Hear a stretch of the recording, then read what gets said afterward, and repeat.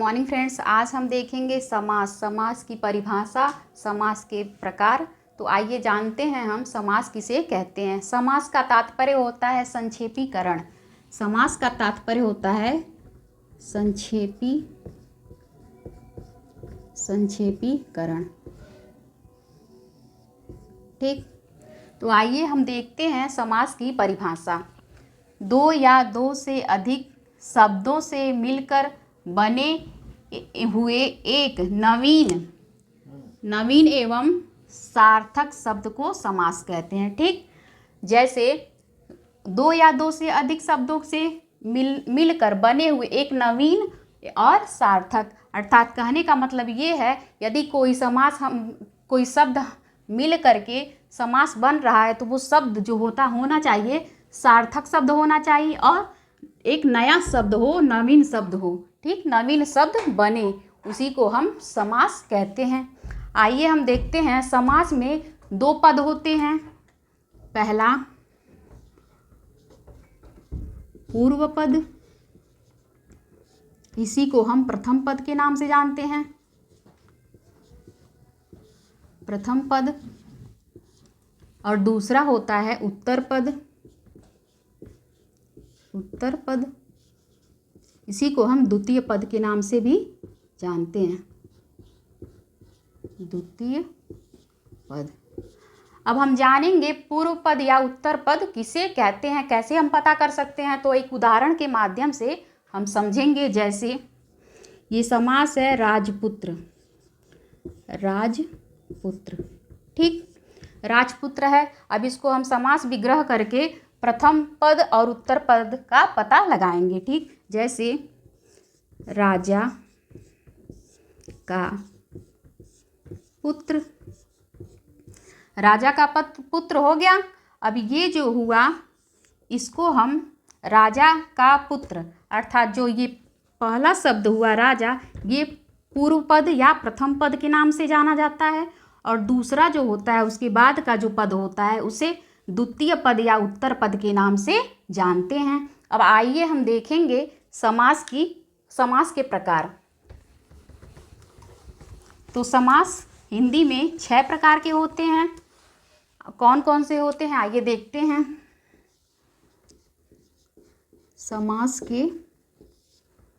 समास 6 प्रकार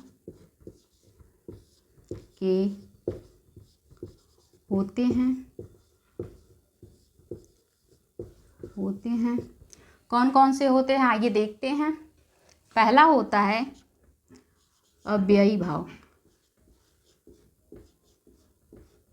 अव्ययी भाव समास। ठीक, अव्ययी भाव समास होता है। दूसरा होता है तत्पुरुष समास। तत्पुरुष समास। तीसरा होता है द्विगु समास। द्विगु समास। और चौथा होता है द्वंद्व समास। द्वंद्व समास, ये द्वंद्व समास हो गया चौथा। पांचवा होता है कर्मधारय समास। कर्मधारय समास। और अंतिम जो समास होता है वो होता है बहुव्रीहि समास।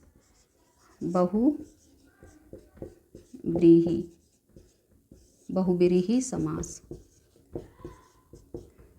हाँ, तो हमने देखा समास 6 प्रकार के होते हैं। पहला अव्ययी भाव समास, दूसरा तत्पुरुष समास, तीसरा द्विगु समास, चौथा द्वंद्व समास, कर्मधारय समास और बहुव्रीहि समास। अब हम देखेंगे इसमें कौन कौन से पद प्रथम पद होते हैं या कौन से पद उत्तर पद होते हैं, तथा किस समास में दोनों पद प्रधान होते हैं और कौन सा ऐसा समास है जो अप्रधान होता है, अर्थात उसका तीसरा अर्थ देता है। ठीक, आइए देखते हैं। जैसे अव्ययी भाव समास का एक उदाहरण हम देते हैं। जैसे आजन्म, ठीक, आजन्म, ये आजन्म समास है। इसमें जो ये आ है ये अव्यय है। जो अव्यय होता है किसी शब्द के साथ लग करके उसको भी वो अव्यय बना देता है। तो ये जो पूरा आ लगने से ये जो जन्म है ये भी अव्यय हो गया है। इस पूरे पद को इसने अव्यय के रूप में बना दिया है। तो ये जो प्रथम पद होता है इसी को हम अव्यय के नाम से जानते हैं, उसी को हम अव्ययी भाव समास कहते हैं, ठीक। उसी प्रकार से हम अगला देखेंगे तत्पुरुष समास। तत्पुरुष समास में भी हम उदाहरण से समझेंगे, जैसे राजपुत्र, राजपुत्र, ठीक। अब हम इसको विग्रह करके देखेंगे। राजा का पुत्र, समास विग्रह हुआ राजपुत्र का, तो हुआ राजा का पुत्र, ठीक। जो तत्पुरुष समास होता है इसमें उत्तर पद प्रधान होता है। तो इसमें हम देखते हैं राजा का पुत्र, ठीक। तो ये जो पुत्र है किसका है? राजा का है। तो राजा का पुत्र हुआ, जो पुत्र जो है ये उत्तर पद है, उत्तर पद हो गया। तो तत्पुरुष समास में जो होता है उसका बाद का पद या द्वितीय पद या उत्तर पद इसी के नाम से जानते हैं। अब इसके आगे हम देखेंगे, उसमें जो उत्तर पद प्रधान होता है तत्पुरुष में, और अव्ययी भाव में प्रथम पद प्रधान होता है। उसी प्रकार से हम देखेंगे द्विगु समास। द्विगु समास जो होता है वो संख्यावाचक होता है।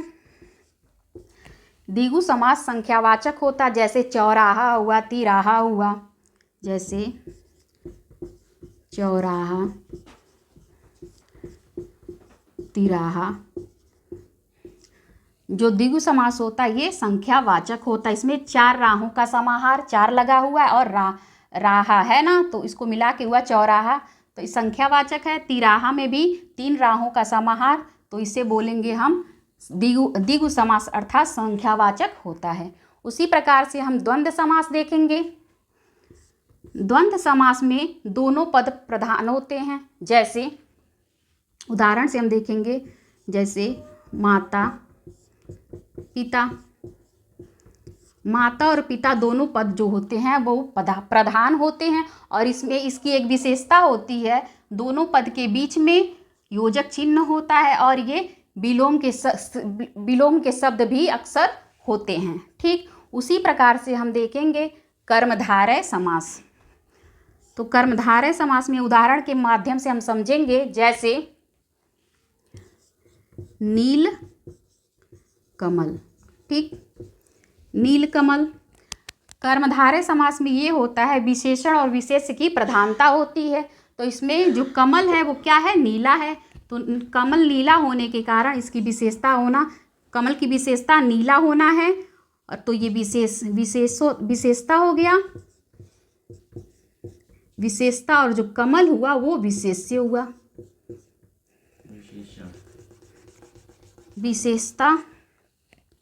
नील जो हुआ वो विशेषण हुआ,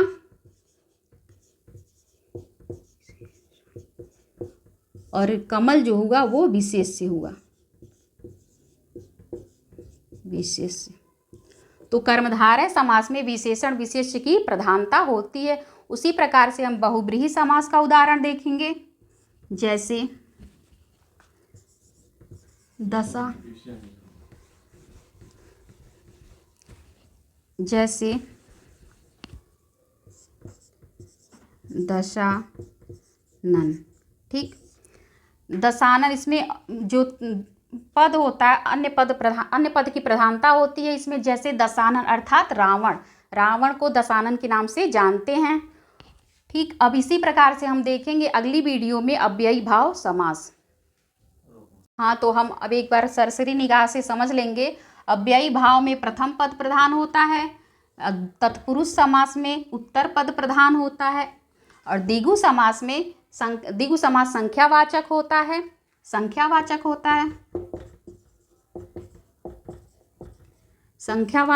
है। द्वंद्व समास में दोनों पद प्रधान होते हैं, और कर्मधारय समास में विशेषण विशेष्य की प्रधानता होती है। विशेषण विशेष्य की प्रधानता होती है और बहुव्रीहि समास में अन्य पद प्रधान होता है। अन्य पद प्रधान होता है। तो हमने आज समास की परिभाषा, समास के प्रकार, अगली वीडियो में हम देखेंगे अव्ययी भाव समास।